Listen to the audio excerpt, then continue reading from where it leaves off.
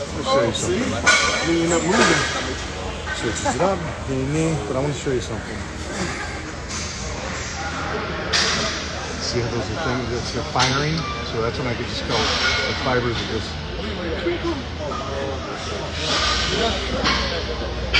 I guess we're going snowboarding. He's starting to work out like that. And it's just something cool to switch things up, you know? Because you gotta do it. I had to. Like I said, after that second surgery, I mean, the shit was like not, it was weak. It was just so weak. So the second one, they realized I had full diastasis recti, so you have abdominals like this.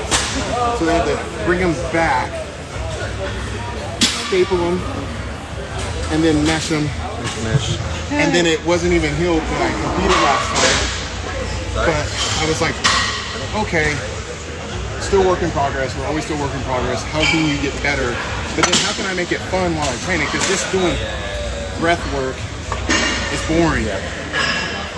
Breath work, holding it, doing Pilates. Like, really? I'm going to do Pilates? No, man, I want to find another way. So I started looking at some of my NFL friends, what they're doing. They're getting like certain positions and being able to like lift a certain way. And I'm like, wait a minute. Ankle mobility sucks. I'm sorry, what were they doing? You know, my ankle mobility sucks. That's why my squats weren't going up. All these different things. We didn't plan this. Just so you know what he's saying, we've never, ever even talked about the aspect of being in odd positions. But something I've always preached is, you're an athlete. You're never in a perfect position. Right. And so why do you train for those athletes so freaking perfect when you're in odd positions and stuff? So I just love the fact. How am I ever going to be like Mike here, get into a film, do some fighting stuff, and not have the form correct because I can't have this tight. I can't do a punch and have things hanging out. I got to be able to twist a certain way. So then they're filming at a certain frame rate that is going to be able to accentuate the movement, but most importantly, the muscles. That's why any actor that has muscle, they're going to kill it because the frame rate, the director's going to be like, holy smokes, I can actually take advantage of this. I can slow this down. I can speed it up. Whoa, he's vascularly separate. Is that Photoshop? No, this is the real deal. So how do we train for that? We make sure that we can move at different angles.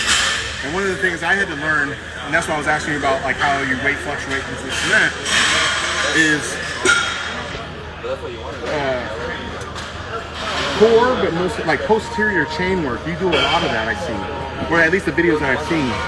And I think that's something that even bodybuilders should be reincorporating because as you get bigger, that stress on that lower back and those weak glutes will later on catch up to you. How much do you talk about building that lower back? Doing exercises for the lower back? You go before all the time, huh? And then you do it and they go, oh, you're going to hurt your back. You're going to hurt your back. Well, you're only hurting it if you haven't been using it and you're trying to go deadlift 500 pounds, dummy. Like, so what I like is that you guys are listening to somebody talk about the same aspects that I talked about. That is essentially only two other guys in the world have done even similar to what he's done.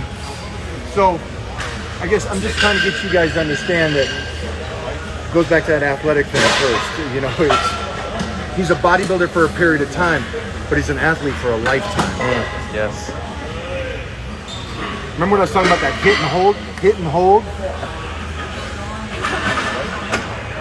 well, one of the things that a lot of bodybuilders want to be known for is being athletic, because everybody will say, oh, he's just muscle bound, he's not athletic. What is Mike talking about? Maintaining athleticism while enhancing muscular growth. Why not have both? Why wouldn't we want to have it all? Why wouldn't you want to be a superhero? I love Bruce Lee. Yeah, because, you know, it's the whole aspect of the two sides.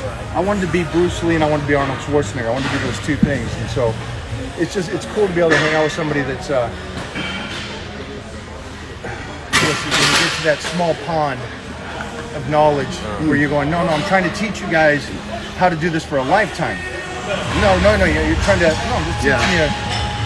It's a tough thing to get out to the world that doesn't want to hear it. They want to hear about, you know, if I squat 700, I get big legs. No, I know most of my powerlifting friends squat 700. They have terrible legs. Yeah. I mean, if you want to hit that number, that's cool. Yeah. There ain't nothing wrong with it. Yeah. And you hit that number. But I'd rather look like I can hit that number. I'd rather look like I can hit it. Now Mike over here. Yeah, what's going on? Yeah, what's going on over here? Well, he's showing out.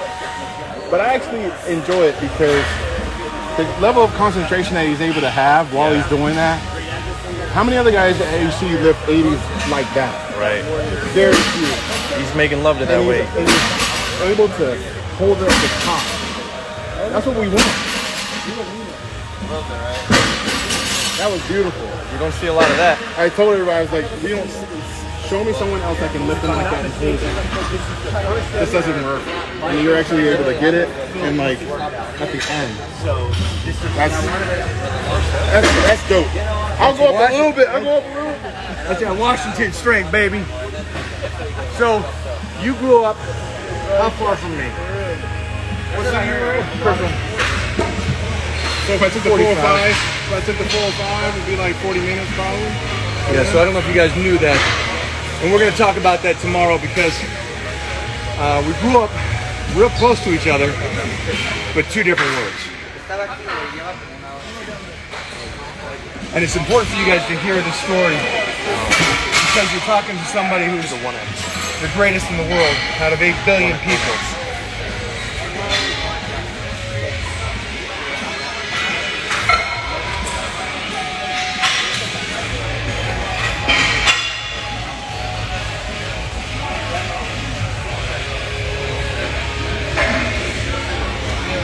So,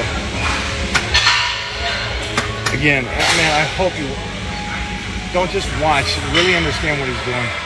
Is he moving through the exercise quickly? A rookie might think so. Is he connected? Beyond. It's like when you watch Jordan play basketball. I'm like, oh, I could do that. You know? I'm sitting there going, I watch Jordan, I swear to God, I think I could play basketball. Right? He makes it look so effortlessly. And then you watch Phil do it and you're like, oh, I can do that. He's doing about 5 things there that you're not even catching what he's doing. And that's why the arms, boom. So, When is the last lift document?